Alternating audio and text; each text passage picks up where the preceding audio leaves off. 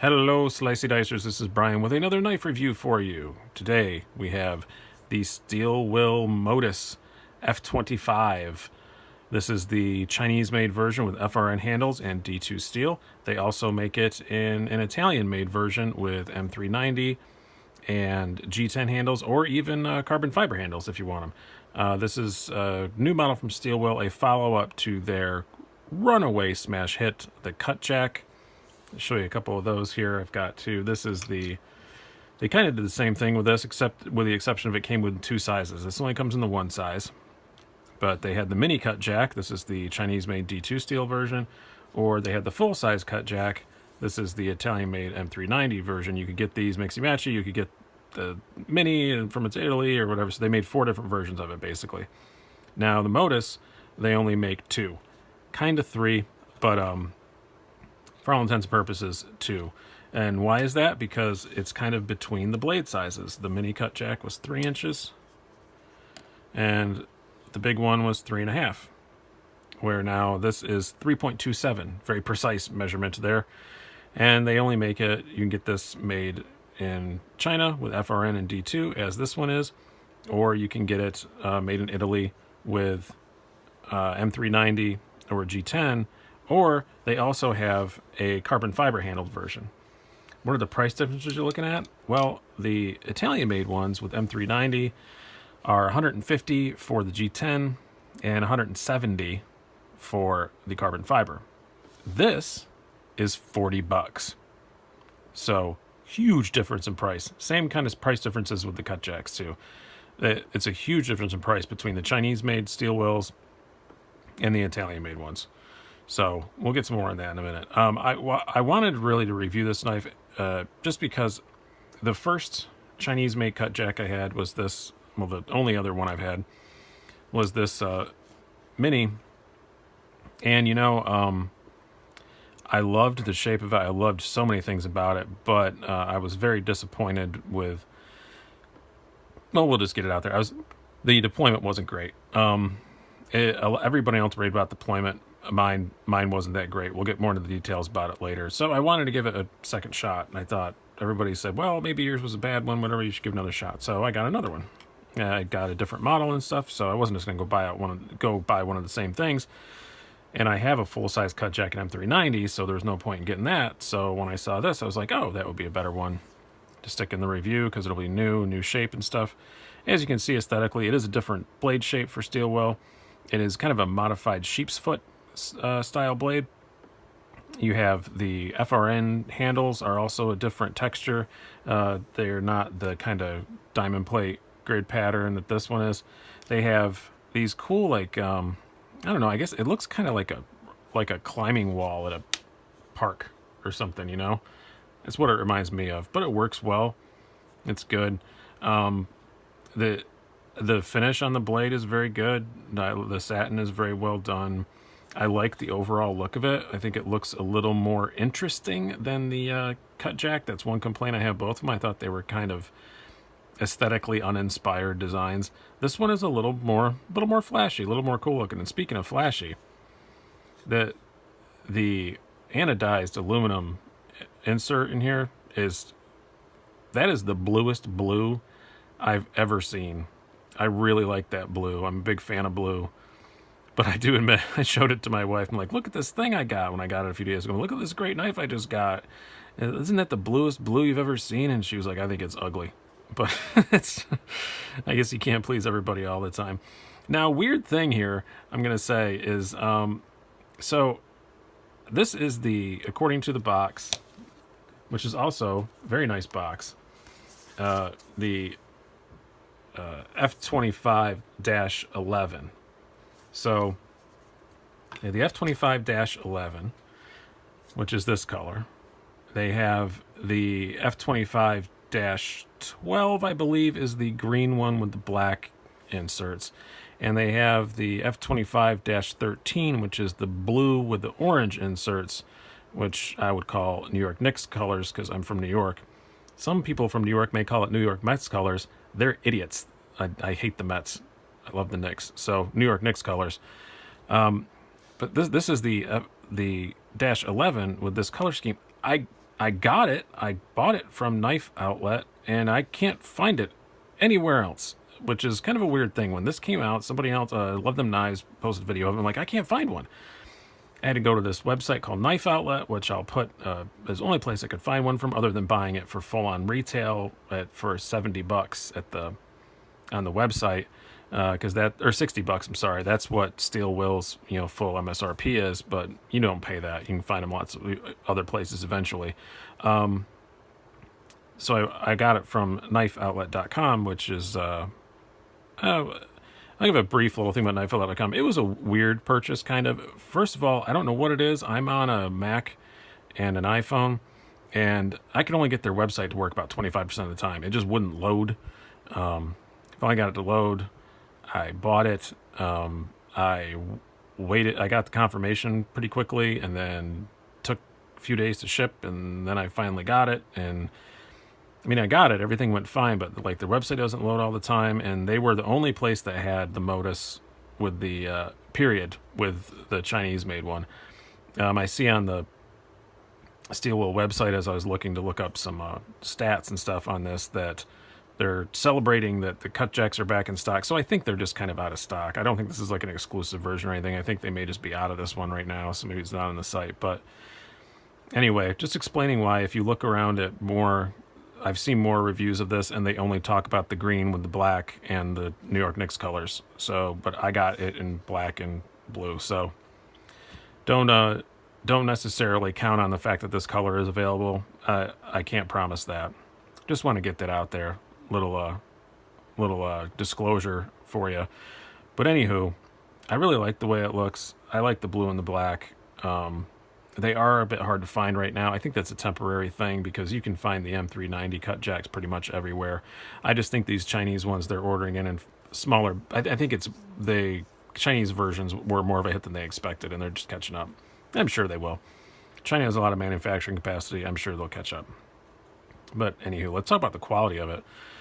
I think it's a very well-made knife. It's very good. It feels, the FRN feels every bit as good as, what do we got here? What's something else FRN that's good? Oh, yeah, just going to compare it to. It feels every bit as good in quality as a Spyderco Delica. It feels every bit as good as that, every bit as solid as that.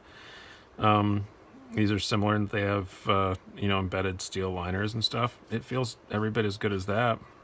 And that's a high praise. Nobody complains about the quality of the Delica. So very high quality feeling knife. The lockup is very good, about 40%.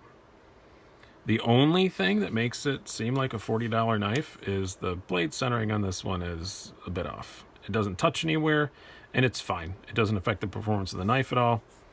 I'm not going to whine about it. All the shiny stuff that's supposed to be shiny is shiny. There's no sharp, pointy bits poking out anywhere.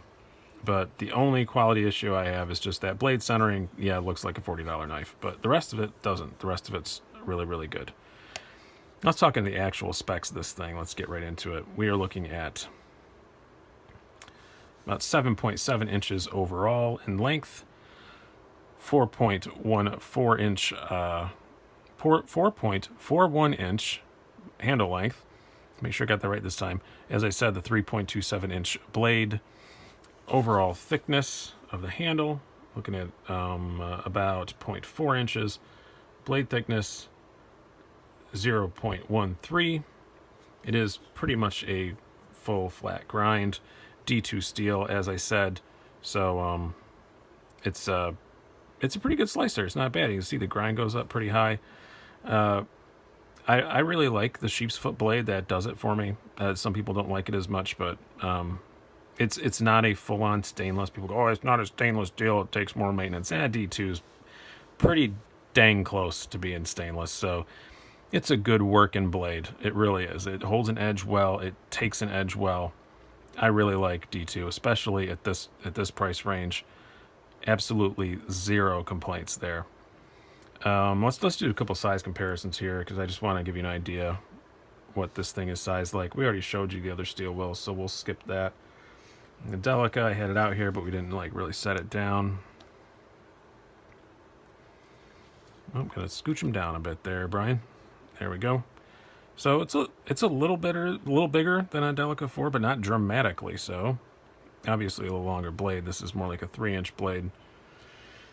Oh, what else do we have? Let's do, here's another Spyderco Native 5 lightweight. Again, another FRN handled knife.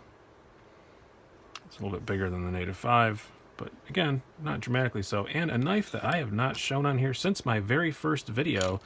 And I think I may actually do a comparison test between these two because they are very similar priced and very similar in size. This is your Real Steel H5 Gerfalcon. So, yeah, let me know if you guys think that'd be an interesting comparison. I think it would.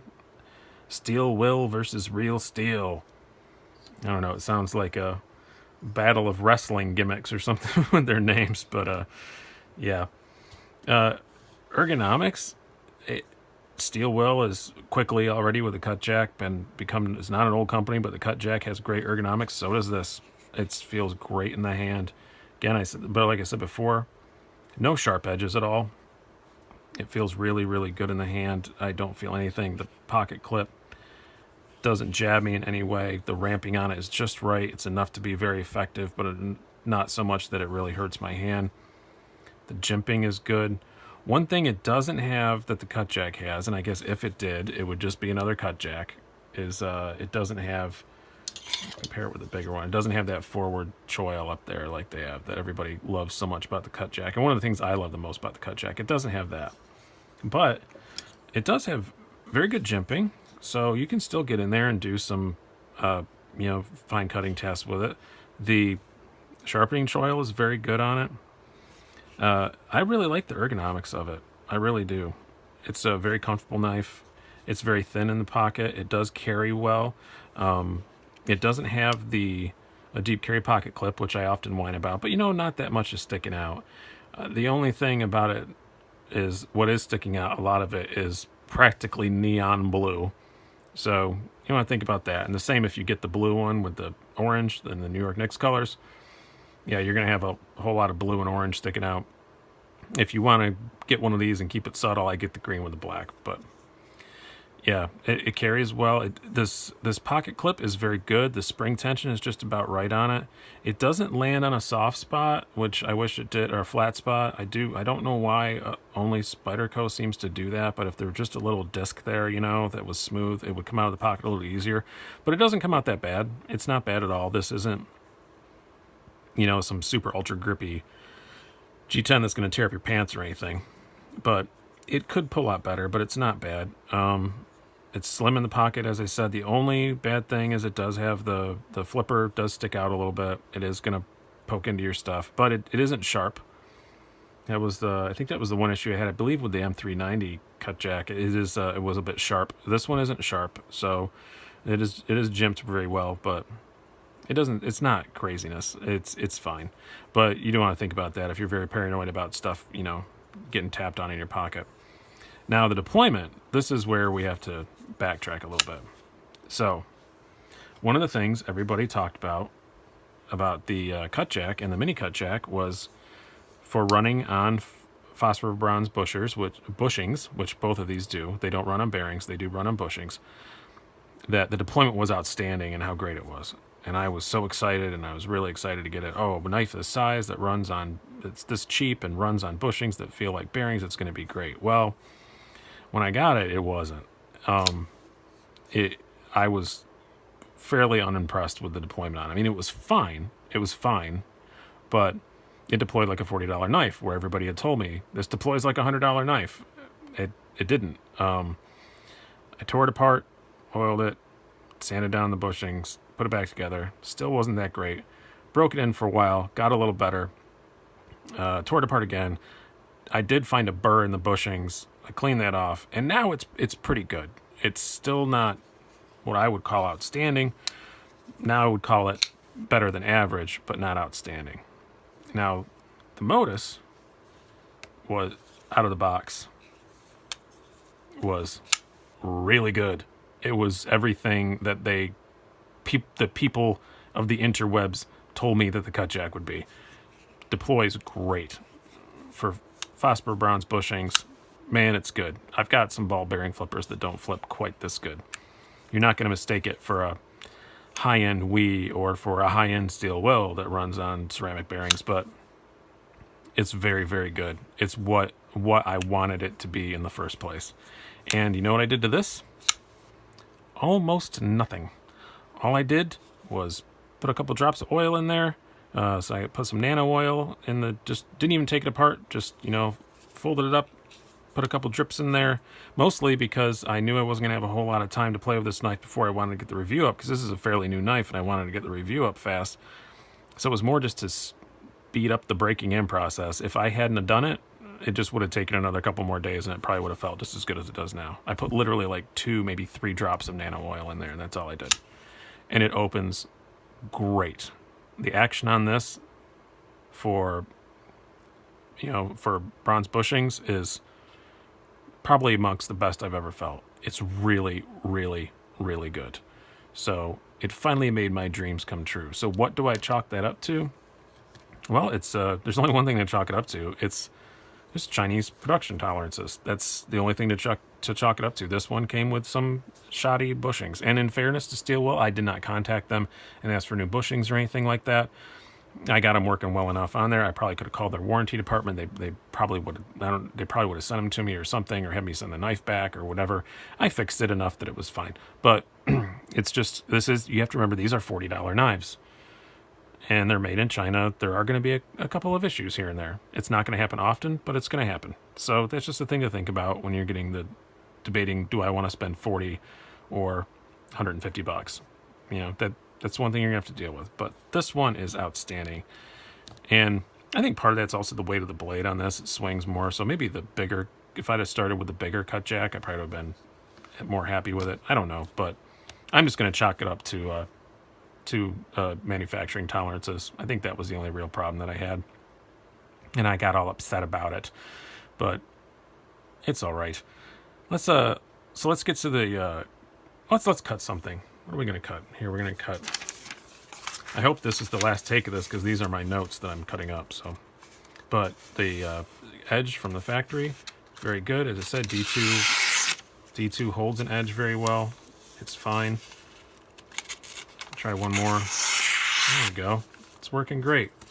And I've been using this a fair bit. Like I said, I've only been carrying it a few days, but I've really tried to beat on it as much as I could, because I knew I wanted to kind of fast track this review, I guess you'd call it. But yeah, I'm very, very happy with this knife. My conclusion is that I love it. Now, will I do like I did with the Cutjack and go buy an M390 version? Yeah, I'm not sure I love it that much. And mostly because I already have an M390 Cutjack. So I don't need 2 Steel Will M390s that are just slightly different in blade length. And the ergonomics on this are really good, but the ergonomics on this are better. So no, I'm not going to buy the more expensive one, but also I'm not going to get rid of this. I like D2 for a good working day when I really know I have to do some stuff. D2 is one of my favorite steels to have around. And I like the ergonomics on this, the blade size. I do like the 3 1/4 inch blade size. That's the perfect happy medium for me. So I'm definitely going to keep this one, and I definitely give it 2 enthusiastic thumbs up. But I'm probably not going to jump up to the big one.